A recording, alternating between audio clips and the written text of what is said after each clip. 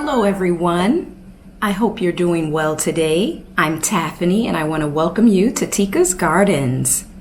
Now today I am inside sitting here at my kitchen table enjoying a view of the garden outside, and also because as you can see Miss Tika is also right here. I'm also going to get my okra seeds that I have been sprouting inside planted into this little cell pack here.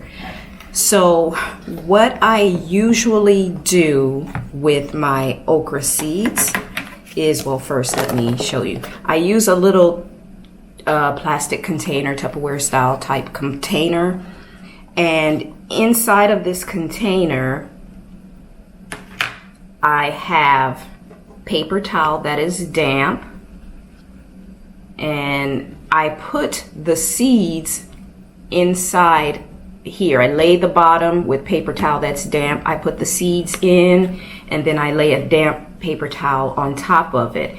And after a few days, it starts to sprout, as you can see. I'll see if I can get a close up there. And once it's at the point where it has sprouted like this, I take it out of the container and I put it into cell packs or directly into the ground. Right now I'm going to put it in cell packs because the spot that I'm going to put them in is not quite ready outside. So I'm going to go ahead and put them in these cell packs that I have here. But let me show you one. You can kind of see the roots and everything on it. Now this had a longer root system. When I picked it up just now, it kind of broke it. Here's the rest of that root system. But I'm gonna put them all in, and the ones that survive are gonna go ahead and go out. But usually if they've sprouted, they will survive once they're planted in the ground. So that is what I'm going to do today. I'm gonna take the seedlings that I've sprouted in the container. I'm going to put them into the cellular container that you just saw me fill up outside. And then I'm gonna stick it outside, and I'm just gonna take care of them until I get that section that I'm going to plant them in ready and get some fresh compost down. So that's what I'm going to do right now. So let's get started.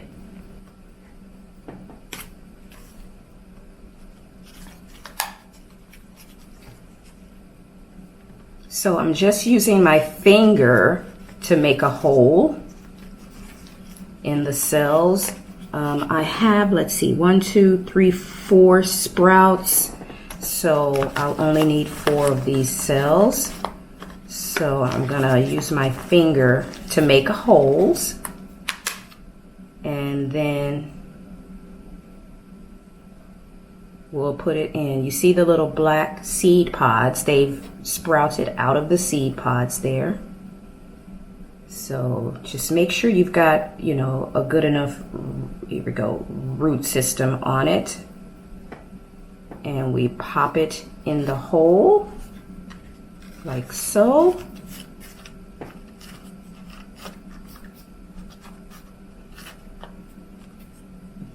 And that's that. And I might add some more dirt to it once I get outside. And just kind of be gentle when you're pulling them out, because they do tend to stick to the paper towel. Here's another one, a good root system.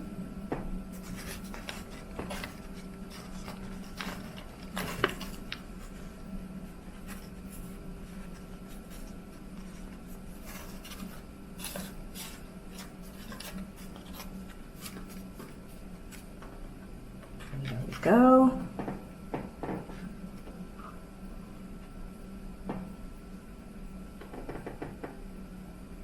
This one, as you can see, doesn't have as good of a root system on it, so it may not make it.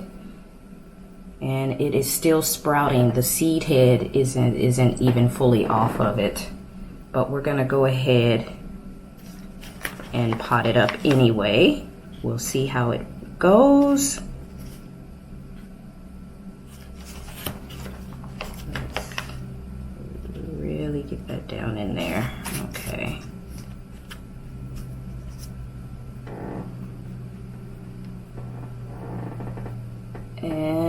the last one.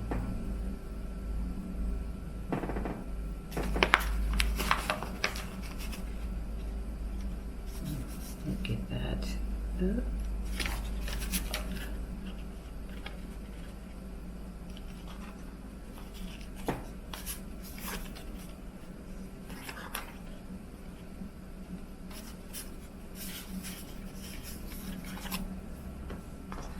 All right, so that's all I typically do, and then I will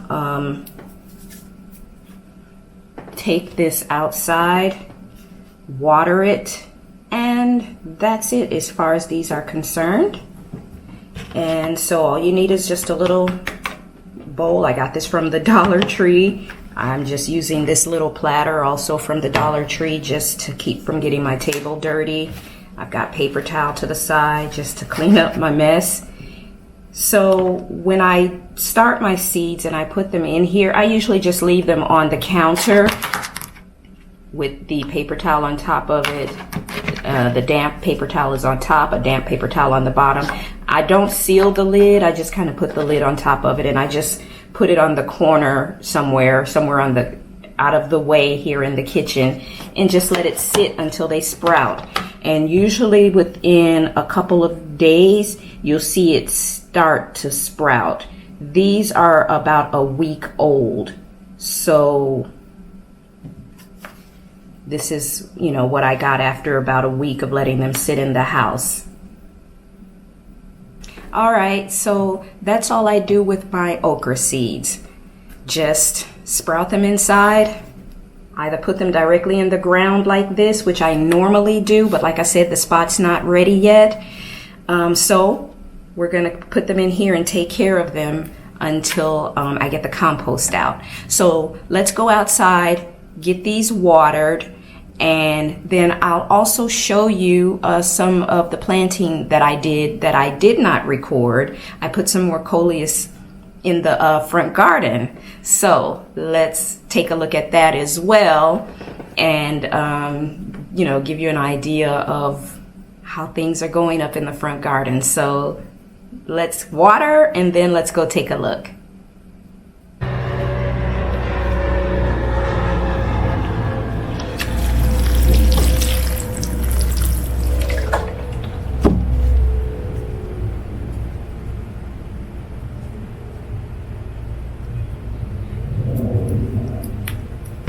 So before we head to the front,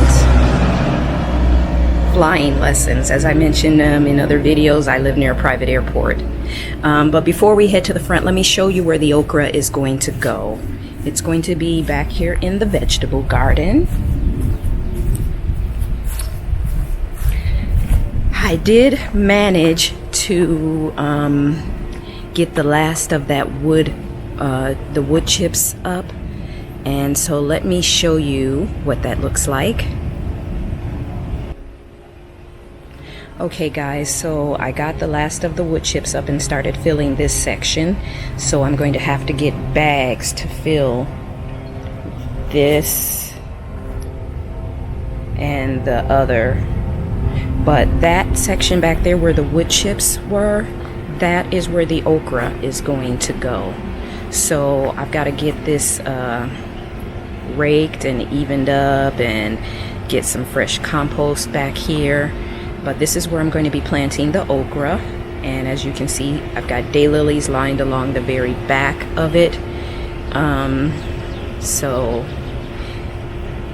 that is to kind of keep from going too far back in the bed, because there's a cable that goes back there along the back of the fence. As you know, if you saw my video where they dug up our yard to lay fiber optic cable, oh my goodness, yeah, there's all kinds of stuff underground. But I use the daylilies just kind of as a barrier to not go past that, and it'll provide some nice color along the fence. But this is the bed that the okra is going to go in.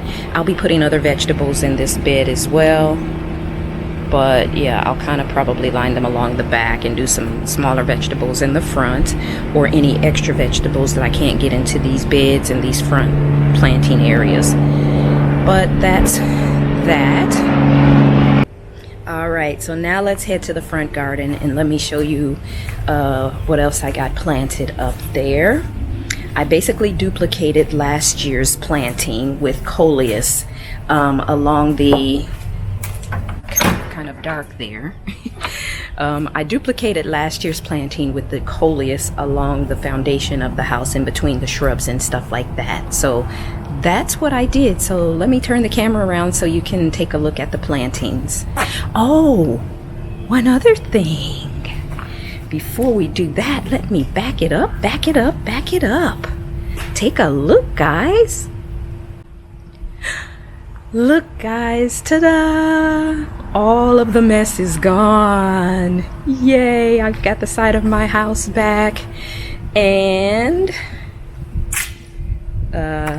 this hydrangea survived. Lantana survived. I don't see some of my daffodils, but these have come up, but they have not bloomed, so I don't know. I've got a daylily coming up, another lantana. This hydrangea, these are limelight hydrangeas. It is starting to show something. Unfortunately, while this looks very leafy and healthy, it should be blooming right now with the rest of the azaleas. It is an encore azalea. It's in pink and it's not doing anything. And this other limelight is starting to sprout. I've got a little bit of a sprout right there of lantana coming, and this daylily, of course, it was not affected. So let's come around the corner and you can see I've got some coleus right there.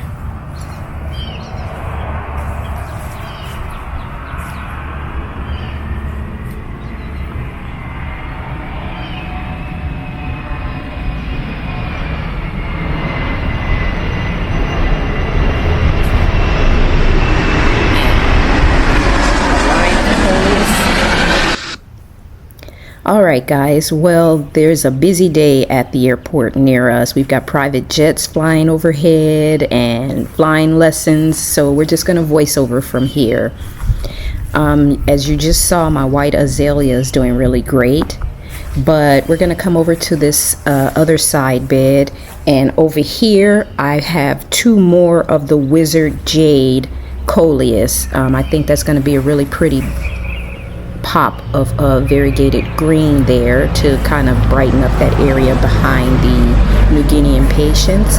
And then along the corner here where the Superbena pink cashmere are, I have 6 black dragon coleus.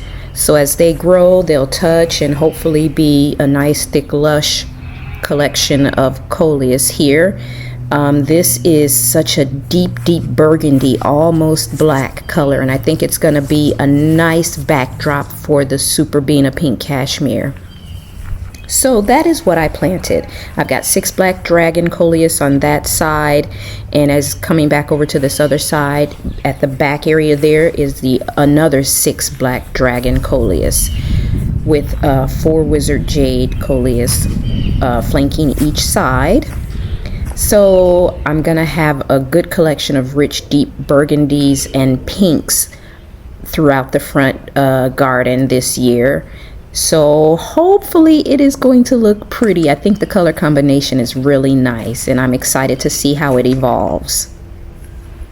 Alright guys, well that's just a little quick video updating you on what I've done so far in the front garden and showing you what I do with my okra seeds.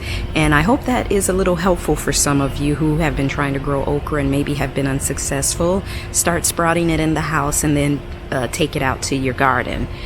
But for now, that is it for today. Thank you for gardening with me, and I will see you in the next video. Bye.